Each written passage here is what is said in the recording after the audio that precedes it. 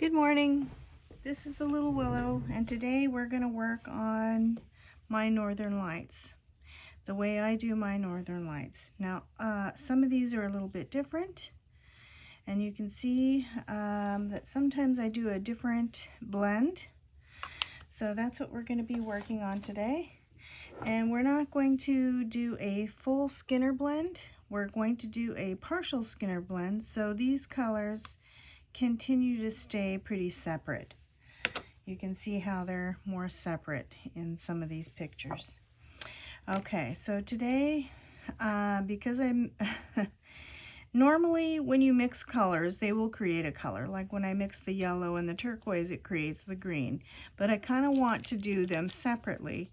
So I mix these two to get the green. We're not going to be using that one. We're going to be using the effects this time. We're going to try this out. It is, let's see. I think this is a transparent yellow, and we'll probably mix a little bit of that in with it to give it an effect. We're using a peacock pearl, and it's kind of like a turquoise. We're using a blue cobalt. We're going to use a small pinch of fuchsia. We're using a violet, and this is Sculpey 3. I don't recommend Sculpey 3, but because we're just making magnets, it's fine. This is a darker purple, and normally I wouldn't do that because these two will make that, but I really wanted a little bit more. And then this is your ultramarine blue, and it is kind of a violet-y color to me. And then the tools you'll need is a knife, your roller, a blending tool. This is a steel soap, and you'll need a flat surface to sandwich things together. And I like to use a beading rod. It's nice to have a lot of tools, so if you can get a bunch of tools, it's great. Sometimes it's handy to have one of these. And this is a pair of tweezers. It's good to have isopropyl alcohol and a spray bottle to keep your hands, your surface, and sometimes to clean up your work. Okay, we'll be back. Okay, so we are mixing up our clays and we're conditioning them. And I wanted to let you know that I did add some translucent to the yellow, to the green with a tiny piece of white to lighten it. And the peacock color, the turquoisey peacock color, I wanted to lighten that a little bit, so we did. I also stuck some translucent in here, some translucent in here, and then this one will have a lot of translucent in it as well. So I just wanted to let you know that. And so we've got everything rolled out. Now the reason why we have so many colors, because some of these will actually make a color. Like these two will make this. These two will make a purple sometimes, or these two will make this purple. So the reason why we do is because we're not doing a complete Skinner blend, we're doing a semi-Skinner blend. That way you can layer certain parts of it and create more of a ripple effect in your northern lights. So basically what we're doing to do the skinny blend is you're just going to roll some balls just like this, and then turn them into a little teardrop. You're going to place them opposite from each other, and you should always start from light to dark so you don't dirty your clay up too much. And see how the teardrop is. So you have a teardrop piece. I might add a little more yellow to that. I'm sorry.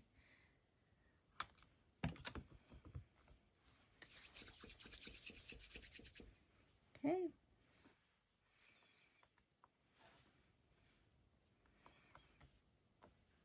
Sometimes the green can take over. Okay. That's all we're doing, is we're just doing teardrop shapes opposite from each other. And when I come back, I'll show you what I do. Okay, I'm back. I did add a tiny bit of fuchsia in there. I really want it to be a super rainbow effect. So here you have all your colors together, and you're just going to gently squeeze them together, just like that. And then you're going to roll them straight like that on both sides. And then I'm going to start my pasta machine, and we're going to go to, we're going to start with a size 1, and then we're going to go to a 4, or actually we're going to start with a size 2, go to a 4 and 6 until we get what we want. And then when we're done, I'll be back. And by the way, when you do your blend, you should always do color to color, head to head, and put it in fold side down. And each time you're going to do it, you're going to condense this. Each time you put it through, you're going to condense it so it stays in a thin spot, unless you want it to be a wider piece. Okay. Okay, so you can see it's not a complete blend. And I do want to create some of the ripples in there. So I'm going to go ahead and do one more. But this time I'm going to go ahead and put it together, and I'm going to squish it. And it doesn't matter if there's straight lines or not. You want those lines in there to be a little bit crooked. Now if you see any air bubbles, just pop them. And I want this to be really small and condensed because I have a project that I'm doing with this, and you can see how pretty that is. Okay, and it doesn't matter. That is perfect. That's what we want to happen. And it's good. And you're also, when you're condensing it, you're going to see some of the air bubbles pop out anyway. So you want to get rid of those. It's good to get those extra air bubbles out of there. Okay, so now we're just going to give it a good roll lengthwise. Oopsies. And we're going to put it through the pasta machine. And I had it on a 4, but I'm going to put it back down to a 2. Oopsies. Okay. And there seems to be a lot of plaquing going on. Plaquing is when you have a ton of air bubbles, and it is not. So I'm just going to go ahead and pop those. We don't want them in there. Even though this is just a magnet, we still don't want air bubbles in our stuff.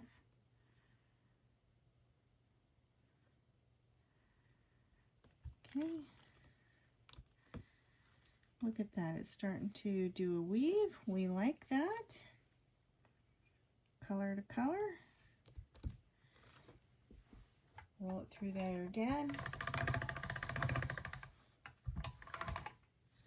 And it is starting to blend very nicely. Okay, and that's kind of where I want it to be right there. Now I'm going to go ahead and roll it out on a 4. I had it on a 2.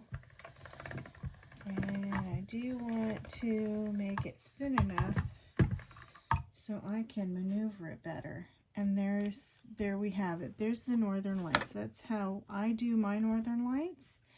You can do yours any way you want, but if you want a condensed version where you can put it on a smaller item, like something like this. This was a little bit too wide, but you can see, just like that, a smaller item.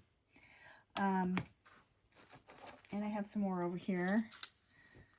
These have just not been, treated or anything, but that's what they look like. I don't know if you saw them or not. Sometimes my camera doesn't pick up stuff, so. Now these ones, I used a just solid color, and that's why they turned out like that. But even when I used the solid color, they still were pretty. That's why we put a translucent in the yellow this time to create a different effect. And that's why I put translucent in all of these colors. So all of these colors have translucent in it. This one does, this one does, this one does, this one does, this one does. This one had a tiny bit of white and translucent. This one has a tiny bit of white and translucent, and this one has just translucent and a regular solid yellow. So I did use a translucent yellow and a solid yellow together, and I would say 50-50, but you can do whatever you like. And that's what we have. And that's how I did my Northern Lights.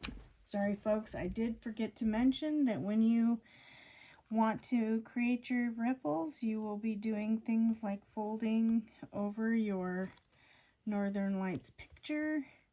You will stretch it, you will manipulate it, fold it over, and you will be creating those ripples.